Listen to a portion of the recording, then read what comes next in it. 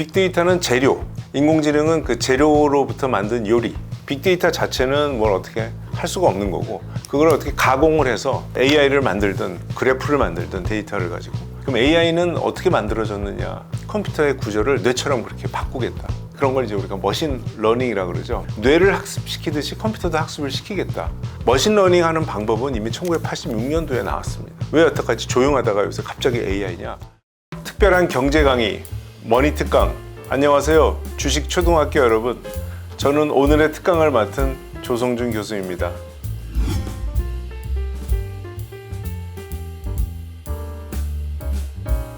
기본적으로 우리의 일거수일투족이 전부 데이터화되고 있습니다. 전부 기록되는데요. 여러분, 우리가 지금 뭐 유튜브나 넷플릭스를 열어보면 나한테 추천이 막 들어오죠. 뭐 쇼츠 들어오고 영화 추천도 들어오는데, 근거가 뭘까요? 결국 우리가 전에 봤던 그런 콘텐츠에 대한 기록, 그 데이터를 가지고 이 사람은 이런 걸 좋아하는구나, 이런 데 취향이 있네, 이런 걸 기반으로 이제 우리에게 추천을 하는 거죠.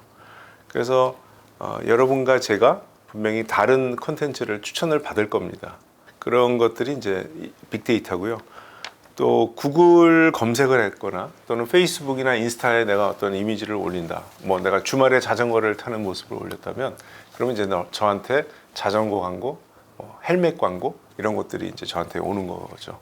이런 광고의 근거가 결국 이 사람의 관심사가 뭐고, 이 사람은 어떤 액티비티를 하느냐 하는 거를 제가 올린 거잖아요. 그러니까 제가 올린 데이터를 보고 그걸 근거로 삼아서 헬멧을 추천한다. 자, 그러면 주말에 자전거 타는 사람에게 헬멧을 추천하는 거와 강남역 사거리에 있는 거대한 전광판에 헬멧을 광고하는 거하고 비교했을 때 어떤 게 그 광고 효율이 좋겠습니까?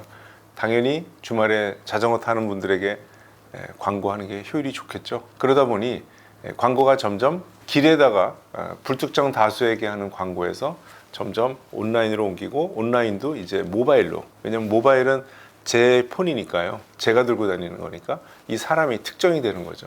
그러다 보니 저한테 아주 타겟해서 1대1이라고 합니다. 원투원으로 광고까지 들어갈 수 있는 거죠. 그 다음에 우리가 병원 가서 엑스레이 찍고 뭐 각종 혈액 검사 같은 것들 하고 나면 결국 몇 살인 사람이 이 정도의 뭐 혈당이거나 이 정도의 혈압이면 이게 정상이다, 비정상이다. 결국 수많은 사람들의 데이터를 가지고 어떤 기준을 만들고, 그 기준에 따라서 내가 어느 정도에 있는 사람인지, 뭐 나는 이건 괜찮은데 요건 주의를 해야 된다든가, 이런 또 약을 먹어야 된다든가 하는 것들에 대한 기준이 바로 빅데이터 기반이고요. 지금 이 영상을 보고 계신 여러분들이 이 영상을 보신다는 것 자체도 또 데이터로 기록이 되는 거고, 지금 이제 유튜브를 끄고 나 좀 자야겠다 하고 자도, 여러분이 주무실 때도 휴대폰이 켜져 있으면, 그러면 지금 내가 지금 어디서 자고 있느냐 하는 그 위치 정보가 데이터화돼서 통신사로 계속합니다. 뭐 그건 여러분들을 뭐 이렇게 감시하려고 하는 게 아니라, 나한테 전화가 걸려고 나한테 문자가 오면 이 사람이 어디 있는지, 사실은 이 사람의 휴대폰이 어디 있는지를 알아야 그 적절한 통신 기지국을 통해서 저 휴대폰에게 보내기 때문에 24시간 우리가 가지고 있는 스마트폰, 휴대폰이 어디에 위치하고 있는지를 계속 데이터를 만들어내는 거죠. 이런 것들이 다 빅데이터가 되겠습니다. 컴퓨터가 해주는 거의 범위를 확 넓혀주는 겁니다. 그래서 이미 컴퓨터가 우리 일상에 많이 들어와서 사용되죠. 예를 들면 제가 어떤 뭐 이메일을 읽으려면 어디든 제가 로그인해야 되잖아요. 그 로그인하는 절차, 이거는 AI가 아니죠. 그거는 그냥 내가 옛날에 등록해 놓은 이름으로 내가 딱 그 이름을 치고 그다음 패스워드를 치면, 그러면 이제 그쪽 시스템에서 이런 등록한 이런 사람이 있었나 확인하고 패스워드 확인하고 들어오세요. 안 됩니다. 이걸 결정해 주는 겁니다. 그거는 이제 컴퓨터가 지금까지 잘 하고 있고, 또 내비게이션을 내가 열고 내가 여의도역에서 강남역 가려면 만약에 지하철을 타려면 어떤 호선이 좋으냐, 이런 것들 전부 컴퓨터가 해주고 있었는데, 그동안 컴퓨터로 못했던 것들을 이제 최근에 기술이 좋아져서 컴퓨터를 해주는 거, 그게 바로 인공지능이다.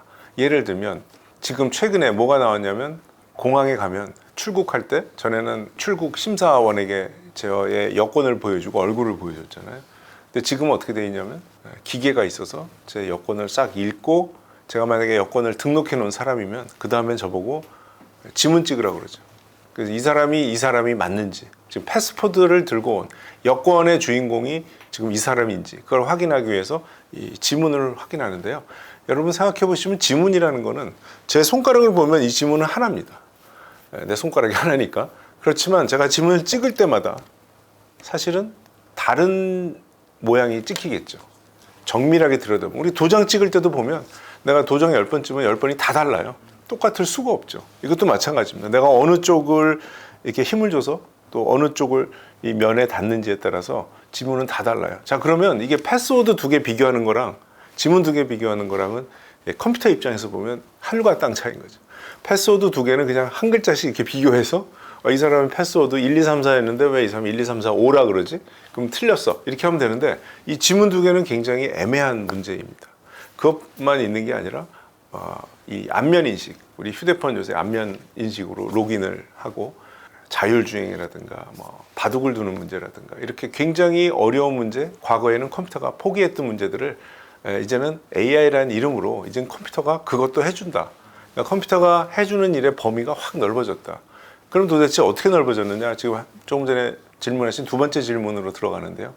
그럼 AI는 어떻게 만들어졌느냐를 보면 결국은 수많은 데이터를 가지고 이 2개의 지문은 이건 같은 거야. 이 2 지문은 다른 거야.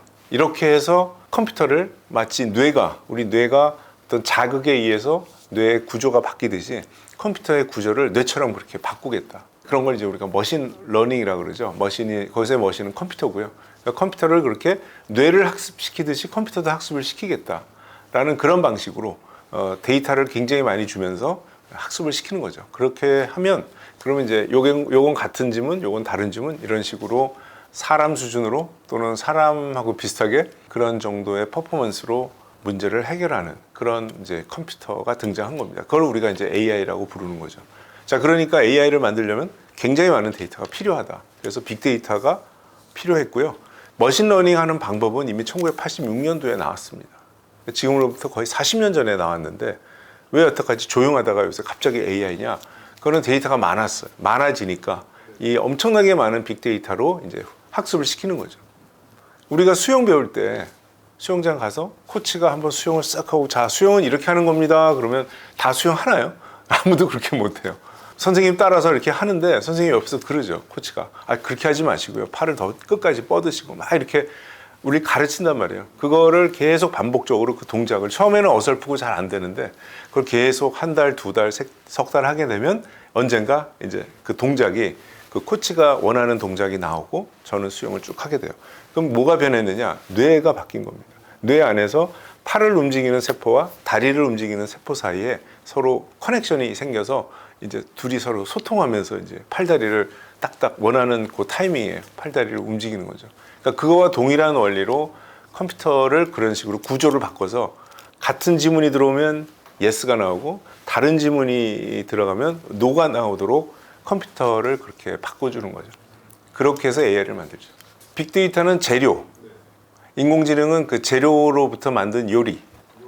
예, 그렇게 이해하시면 돼요. 그러면 내가 만약에 불닭을 만들려면 뭐가 필요하죠?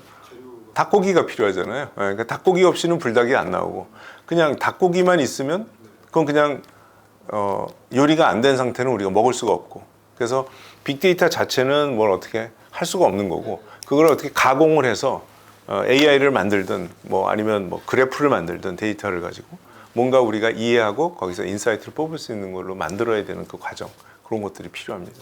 1986년에 이제 그 컴퓨터 속에 컴퓨터 뇌를 만드는 방법은 이미 그때 나왔는데 자 그럼 이제 레시피가 나온 겁니다. 말하자면 그 레시피가 나왔는데 닭이 없어요.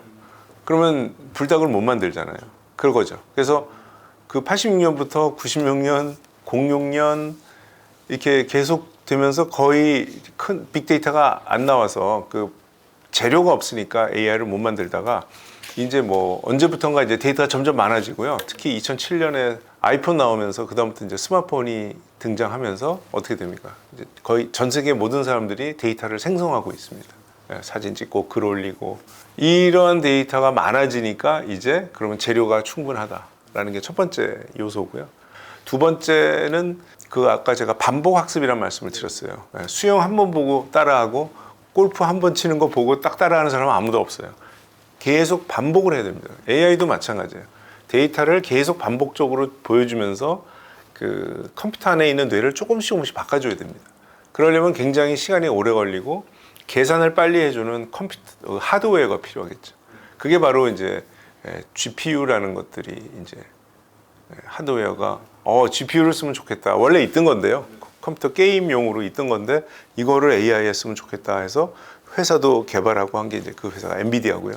네, 그래서 그런 하드웨어의 등장, 발견, 그리고 하드웨어 기술의 발전, 그다음에 이제 빅데이터가 많아지니까, 그러니까 빅데이터가 먼저 있어야 되고, 그다음에 이제 AI가 등장을 하겠죠. 재료가 먼저 있어야 그다음에 이제 조리를 해야 되니까요. 그런 순서 때문에 좀 AI가 더 좀 늦게 나왔습니다. 예, 저도 100% 동의합니다. 답을 찾고 답을 주는 것이 교육의 핵심이었는데 과거에는 우리 다 그렇게 공부를 했죠, 학교에서. 근데 이제는 그 답을 AI가 뭐 아직은 약간 100%는 아니지만 저는 이제 5년 후, 10년 후를 생각해 보면 지금 이제 막 지금 시작에 불과하기 때문에요.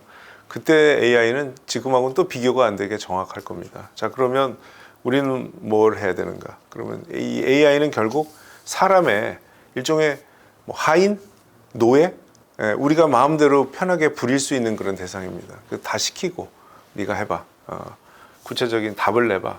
자, 이렇게 했다면 그러면 이제 얘네들이 이런 애들을 데리고 나는 뭘 할 건가? 사람이 고민해야 될 점들인 거죠. 저녁에 친구들을 집에 초대하는데 음식을 어떻게 할까?